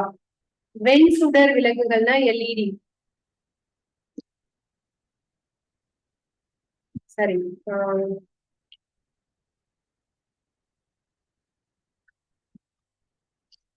வெண் சுடர் விளக்குகள்னா ஃப்ளூரசன்ட் பல்ப், அதான் டியூப்லைட். வெண் சுடர் விளக்குங்கிறது டியூப்லைட். ஒளிரும் குழாய் விளக்குனா பல்பு. ஓகே, குண்டு பல்பு. ஸோ இது வந்து CFL ஒப்பிடுகையில் CFL டியூப்லைட்டு, ஃப்ளூரசன்ட் டியூப்லைட்டு அல்லது பல்பு இதெல்லாம் ஒப்பிடுகையில எது பெஸ்டா இருக்கு? LED. ஓகேவா?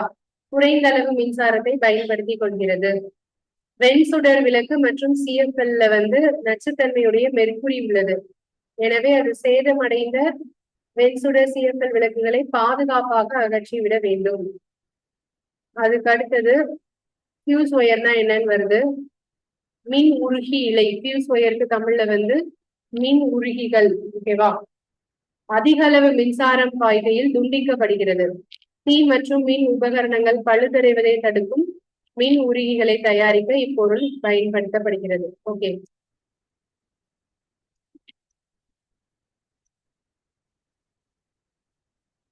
மின் காந்தங்களை பத்தி அடுத்த பாயிண்ட் வந்துருச்சு. மின் உருகி இப்போ நாம யூஸ் பண்ணிட்டு இருக்கிறது மினியேச்சர் சர்க்யூட் பிரேக். அது தமிழ்ல முக்கிய சுவிட்ச் அப்படின்னு சொல்றாங்க. ஏற்கனவே நம்ம படிச்ச அதே பாயிண்ட் தான் ரிப்பீட் ஆகுது. காந்த விளைவை பத்தி பார்க்கலாம். இப்போ ஒரு காந்தம் நீங்க தயாரிக்கணும், நீங்களாவே ஓனா ப்ரிப்பேர் பண்ணீங்கன்னா காந்தத்தை எப்படி நீங்க தயாரிக்க முடியும்? ஒண்ணும் இல்ல, ஒரு சேஃப்டி பின் எடுத்துக்கோங்க. இந்த சேஃப்டி பின்ல வந்து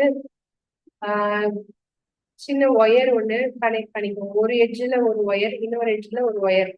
இந்த ரெண்டு ஒயரையும் சின்னதா ரிமோட் கண்ட்ரோலுக்கு ஒரு பேட்டரி போடுவோம்ல, அந்த பேட்டரியில ஒரு எட்ஜ்ல ஒரு ஒயரையும் இன்னொரு எட்ஜ்ல இன்னொரு ஒயரையும் வச்சு நீங்க செலோ டேப் ஓட்டிட்டீங்கன்னு வச்சுக்கோங்க. இப்போ இந்த சேஃப்டி பின்ல எதுக்கு கரண்ட் பாஸ் ஆயிட்டு இருக்கும்? ஓகேவா? ஏன்னா அது நம்ம எது கூட கனெக்ட் பண்ணியிருக்கோம்? பேட்டரியோட பிளஸ் அண்ட் மைனஸ் கூட கனெக்ட் பண்ணியிருக்கோம். அப்ப இந்த சேஃப்டி பின் வந்து கரண்ட்டை கண்டக்ட் பண்ணக்கூடிய ஒரு மெட்டீரியல், அது அயன், இரும்பு. அதுக்குள்ள கரண்ட் பாஸ் ஆயிட்டு இருக்குமா? இப்ப அது பக்கத்துல இன்னொரு சேஃப்டி பின்னை நீங்க கிட்ட கொண்டு போனா அது என்ன செய்யும்? ஒட்டிக்கும். ஓகேயா? ஏன்னா நாம ஃபர்ஸ்ட் யூஸ் பண்ண சேஃப்டி பின் வந்து எதா மாறிடுச்சு? மேக்னெட்டா மாறிடுச்சு. ஸோ ஒரு மேக்னெட்டை தயாரிக்கிறதுக்கு என்ன பண்ணணும்னா, மேக்னெட்டிக் மெட்டீரியல்ல கரண்ட்டை பாஸ் பண்ணா அது மேக்னெட்டா மாறும்.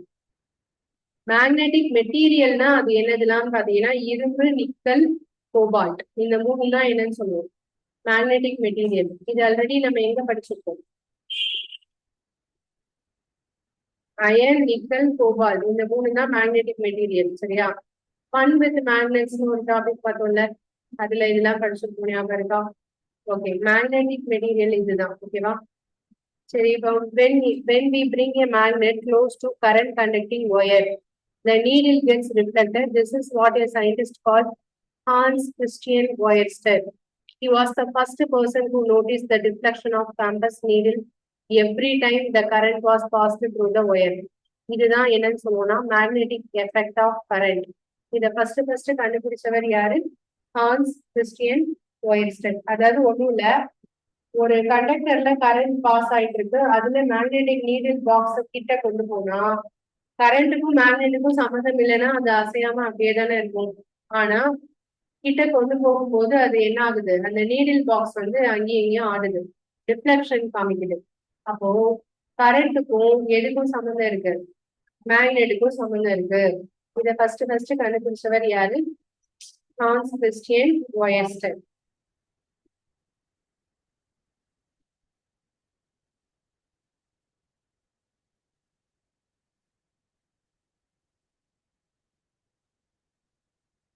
இந்த கொஸ்டினை இப்படி கேட்கலாம். first who discovered the relation between magnet and current அப்படின்னு கேட்டாலும் யாருதான் சொல்லும்? இவருதான். ஓகேவா?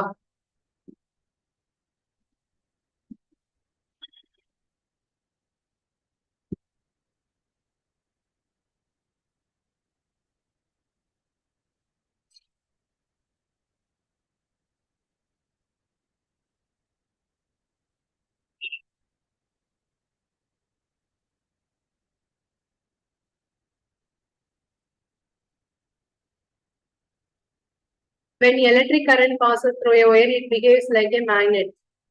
ஒரு எலக்ட்ரிக் கரண்ட் வந்து ஒரு ஒயர்ல இருந்ததுன்னா அது வந்து ஒரு மேக்னெட் மாதிரி தான் பிஹேவ் பண்ணும். This is the magnetic effect of electric current, and electric current can be used to make magnets. Wind the wire tightly around the nail. Wind the wire tightly around the nail in the form of a coil. Connect the free ends of the wire of terminal to a cell through a switch. செல்னா battery. அதாவது ஒரு nail எடுத்துக்கோங்க, ஒரு ஆணி. அந்த ஆணியில வந்து என்ன பண்ண சொல்றாங்க? ஒரு ஒயரை கனெக்ட் பண்ணுங்க. அந்த ஒயரோட ஒரு எட்ஜையும் இன்னொரு எட்ஜையும் எங்க கனெக்ட் பண்ணுங்க? ஒரு பேட்டரியில கனெக்ட் பண்ணுங்க.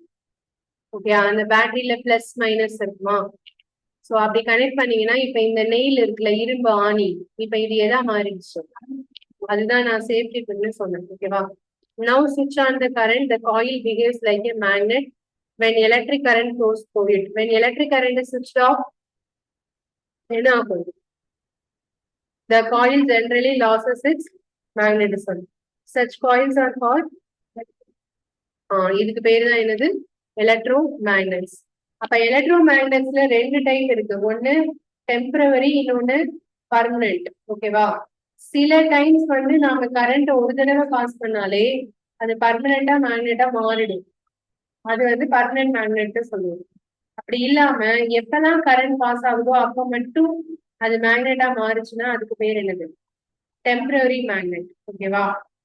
எலக்ட்ரோ மேக்னெட்ஸ் வந்து can be made very strong and they can lift very heavy loads. எலக்ட்ரோமேக்னெட்ஸால இந்த போர்ட்ல பாத்துருக்கீங்களா, துறைமுகத்துல ஒரு பெரிய கண்டெய்னரே வந்து என்ன செய்வாங்க, தூக்கி வேற இடத்துல வைப்பாங்க. அதுக்கு எதுதான் யூஸ் பண்ணுவாங்க? மேக்னெட் தான் யூஸ் பண்ணுவாங்க. ஓகேவா? Electromagnet are also use to separate magnetic material from the junk. அதாவது நிறைய குப்பையா இருக்கு, இதுல மேக்னெட்டை மட்டும் தனியா பிரிக்கணும் அப்படின்னா எதை யூஸ் பண்ணலாம்? சரி, இரும்பை மட்டும் தனியா பிரிக்கணும் அப்படின்னா எதை யூஸ் பண்ணணும்? மேக்னெட்டை யூஸ் பண்ணிக்கலாம். ஓகேவா? அடுத்தது எலக்ட்ரிக் பெல். நம்ம வீட்டுல காலிங் பெல் வச்சிருக்கோம்ல, அதோட சுவிட்ச் எப்படி இருக்கும்? பிரஸ் டைப்ல இருக்கும், அப்படிதானே? ஸோ அது வந்து ஆன் பண்ணி விட்டுட்டு அப்படியே விட்டுற மாதிரி இருக்காதுல்ல, பிரஸ் பண்ணா மட்டும்தானே சவுண்ட் வரும். ஓகே, ஏன் அப்படி வச்சிருக்காங்க? எனக்காவது காலிங் பெல் உள்ள உள்ள ஓபன் பண்ணி கழட்டி பாத்துருக்கீங்களா என்ன எப்படி இருக்கும்னு சொல்லுங்க. அது உள்ள வந்து சில்வர் டைப்ல ஒரு பவுல் மாதிரி இருக்கும், ஒரு கிண்ணம். அந்த கிண்ணத்தை கவுத்தி வச்ச மாதிரி இருக்கும். அது மேல ஓகேவா, ஒரு பவுல், சில்வர் பவுல் மாதிரி இருக்கும். அதுக்கு அதுல மேல இருந்து ஒரு பெல் மாதிரி இங்க என்ன செஞ்சிருப்பாங்கன்னா கனெக்ட் பண்ணிருப்பாங்க. இப்ப இந்த இது உள்ளதான் மேக்னெட் இருக்கு, சரியா? இது ரெண்டும் இது இரும்புலதான் செஞ்சிருப்பாங்க. இப்ப இதுல கரண்ட் பாஸ் பண்ணணும்னு வச்சுக்கோங்களேன், இது மேக்னெட்டா மாறிடுமா? இதுக்கு நடுவுல கொஞ்சம் கேப் இருக்குல்ல, அது இல்லாம இது அப்படியே அட்ராக்ட் பண்ணி இதை ஈர்க்கும். அப்ப இந்த பெல் இது மேல ரிங் ஆயிட்டே இருக்கும், அடிச்சுட்டே இருக்குமா? சோ அப்ப சவுண்ட் கேட்கும். ஓகேவா? அதுக்கப்புறம் நம்ம ப்ரெஸ் பண்றதை விட்டுட்டோம் அப்படின்னா அந்த கரண்ட் போயிடுச்சுன்னா அது என்ன ஆயிடும்? மேக்னெட்டுக்கு போயிடும். ஸோ சவுண்ட் வந்து ஸ்டாப் ஆயிடும். இதுதான் வந்து எலக்ட்ரிக் பெல். இதுல யூஸ் பண்ணக்கூடிய மேக்னெட் என்ன டைப் ஆஃப் மேக்னெட்னு கேட்டா எலக்ட்ரோ மேக்னெட். அது என்ன டைப்னு கேட்டா டெம்பரவரியா பர்மனண்டா? டெம்பரவரி. ஓகேவா? Electric bell consists of a coil of wire around an iron piece. The coil acts as electromagnet. Iron strip with a hammer. ஒரு சுத்தியல் மாதிரி இருக்கும். At one end it kept close to the electromagnet. There is a contact screw near the iron strip. ஒரு screw வச்சு fix பண்ணிருப்பாங்க. When the iron strip is in contact with the screw, the current flows through the coil, which becomes electromagnet. It then pulls the iron strip. In the process, the hammer at the end of the strip strikes on the gong of the bell and produce a sound. ஓகேவா? இதுல இன்னொரு point note பண்ணிக்கோங்க. இதுல use பண்ணக்கூடிய அந்த magnetic material என்ன அப்படின்னா soft ion, தேன் இரும்பு, அதாவது டெம்பரரி மேக்னெட். டெம்பரரி மேக்னெட் தான் இதுல யூஸ் ஆகுது. அதுல யூஸ் பண்ற பர்டிகுலர் அயான் என்னன்னா சாஃப்ட் அயான், தமிழ்ல தேன் இரும்பு. வீட்டில் அழைப்பு மணிகளில் பயன்படுத்தப்படும் இரும்பு எது அப்படின்னு கேட்டா என்ன சொல்லுவோம்? தேன் இரும்பு.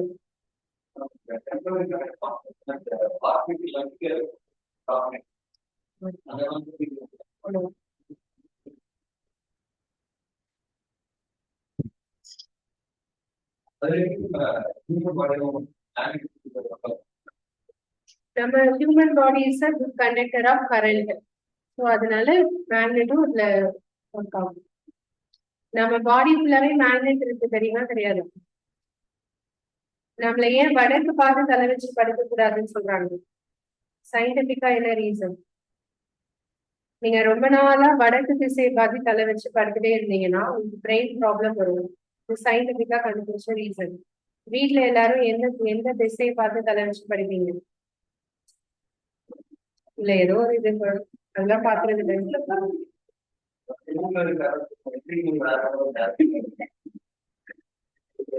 சரி, ஓகே.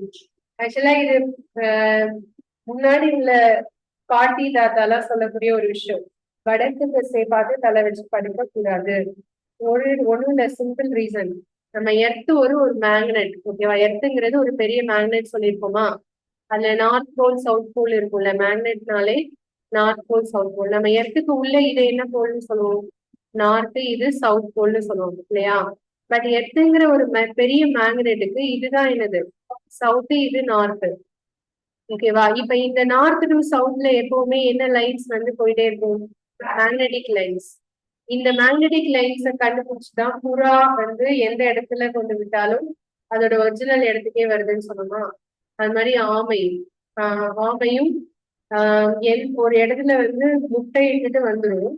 ஆனா அந்த முட்டையில இருந்து வரக்கூடிய சிறிய ஆமை கரெக்டா அந்த கடலுக்கு போய் சேர்ந்துருமா? மறுபடியும் அது வந்து முட்டையிடும் போது எங்க பிறந்துச்சோ அங்கேயேதான் வந்து முட்டையிடும். அதோட இடம் அதுக்கு நல்லா ஞாபகம் இருக்கும். ஓகேவா? சோ இதெல்லாம் வந்து இந்த மேக்னெட்டிக் லைன்ஸ் வச்சுதான். இதுக்கும் நமக்கும் என்ன சம்பந்தம் அப்படின்னா, நம்மளோட நம்மளோட மூளை இருக்கு இல்லையா? பிரெயினுக்கு நடுவுல மேக்னெட்டிக் பவர் மாதிரியான ஒரு விஷயம் செயல்படும். ஓகேயா? அது வந்து இந்த மேக்னெட்டோட லைன்ஸ் கூட ஒருவேளை ஃப்ரீக்வன்சி மேட்ச் ஆச்சுன்னா நம்மளோட பிரெயினோட சிஸ்டம் வந்து பாதிக்கப்படும். அதுக்காக தான் அந்த மாதிரி சொல்லுது.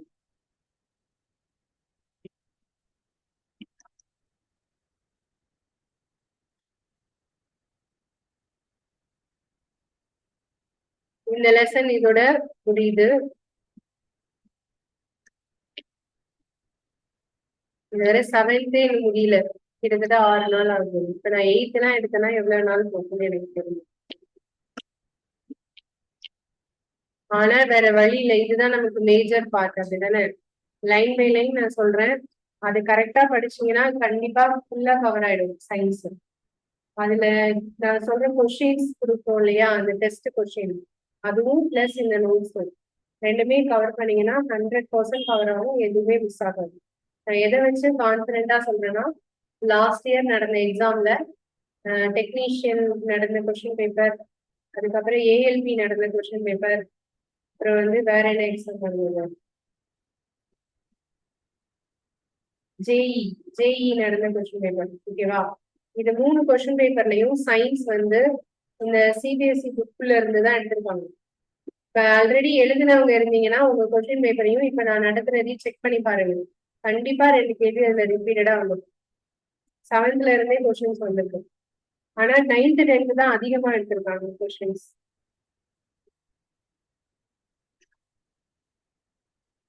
ஓகே, அடுத்த லெசன் வந்து லைட்.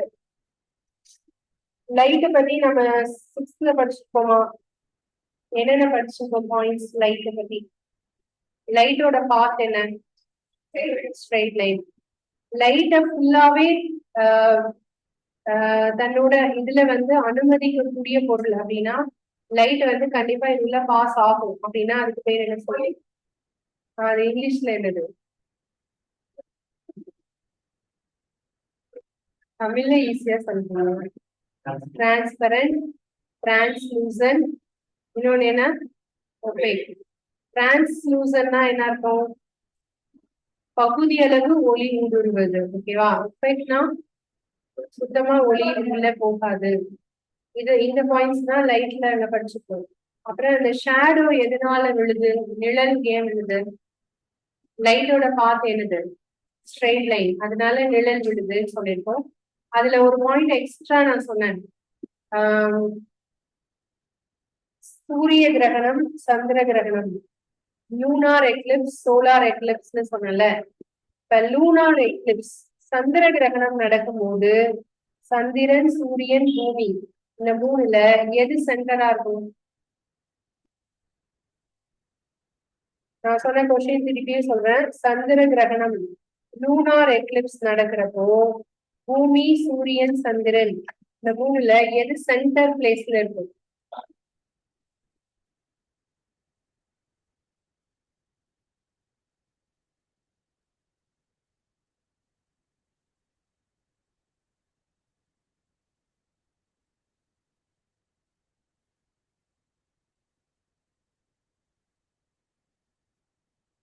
சன் ரெண்டு பொசிஷன் நான் வரைகிறேன். இதுல எர்த்து, அப்புறம் இதுல வந்து மூன். சரியா?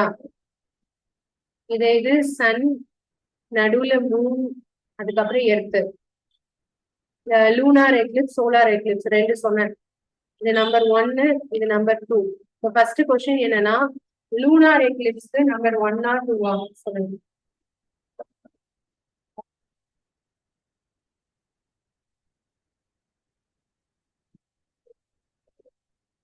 லூனார் எக்லிப்ஸ்னா சந்திர கிரகணம். சரியா? இது வந்து சோலார் எக்லிப்ஸ்னா இது என்னது? சூரிய கிரகணம். ஓகே, இப்ப நான் கேட்டது சந்திர கிரகணம். லூனார் எக்லிப்ஸ்க்கு எது வரும், 1 ஆர் 2? இங்க இருக்கிறவங்க என்ன சொல்றீங்க? 1 சொல்றீங்களா? வேற வேற என்ன ஆன்சர் சொல்லுங்க.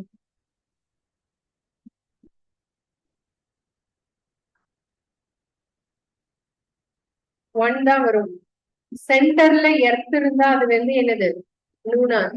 சென்டர்ல மூன் வருது, அப்ப அதான் லூனார்லாம் கிடையாது. அது டைரக்டா அப்படி எடுத்துக்க முடியாது. ஓகே, ஆப்போசிட்டா ஞாபகம் வச்சுக்கணும். நடுவுல சந்திரன் இருந்தா அது சூரிய கிரகணம். நடுவுல எர்த் இருந்தா அது என்னது? சந்திர கிரகணம். இது ஒரு இம்பார்ட்டன்ட் பாயிண்ட். இது வந்துச்சுன்னா மாத்திடாதீங்க. சென்ட்ரல்ல மூன் வந்ததுன்னா அது லூனார். சரி, சென்ட்ரல்ல மூன் வந்ததுன்னா அது சோலார். சென்ட்ரல்ல எர்த் வந்ததுன்னா அதுதான் என்னது? லூனு. இது ஃபர்ஸ்ட் இருக்கிறது வந்து லூனார், இது வந்து சோலார். இது சந்திர கிரகணம். ரெண்டாவது இருக்கிறதா என்னது? சூரிய கிரகணம். இதெல்லாம் தான் லைட்டை பத்தி போன இதுல நம்ம படிச்சிருக்கோம். ஆனா இங்க வந்து பாத்தீங்கன்னா ஃபுல்லாவே எதை பத்தி சொல்லியிருப்பாங்கன்னா மிரரை பத்தி சொல்லியிருப்பாங்க. மிரர் எங்கெல்லாம் இருக்கு அதை ஃபர்ஸ்ட் சொல்லுங்க. மிரர் எங்கெல்லாம் பார்த்துருக்கீங்க?